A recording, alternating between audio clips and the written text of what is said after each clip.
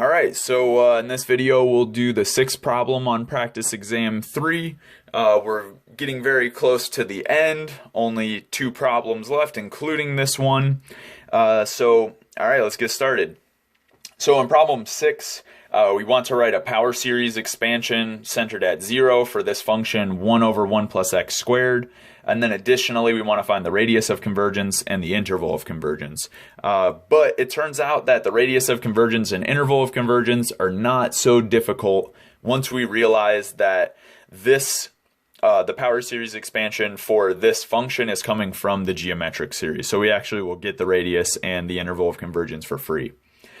So all we need to do is relate this 1 over 1 plus x squared back to the geometric series, and the way that we're going to do it is by the fact that 1 over 1 plus x squared is equal to 1 over 1 minus negative x squared. It seems really silly, but now I have some expression that I can substitute into my geometric series. And so I know when I have something of the form 1 over 1 minus u, I can expand this.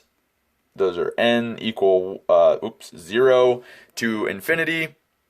And I'm taking all of these powers of u, right? And so I know that this is convergent for the open interval -1 to 1, center being 0, radius being 1. But either way, I can use my, this is my geometric series. I can use this. Right, I can use this geometric series now to represent this expression as a power series. And so what I'll do is I'll substitute for u, I'll substitute negative x squared. So this will just be the sum of all of the powers of negative x squared. Okay, it's very simple. That's it, really. And so at this point, what I would want to do is kind of just separate the -1 factor and the x squared factor, but this is fairly easy. And so I have n equals 0 to infinity. I have a -1 to the power n, of course, because that -1 is being raised to the power n. And then I have an x squared being raised to the power n, and this is just the same as raising x to the power 2n.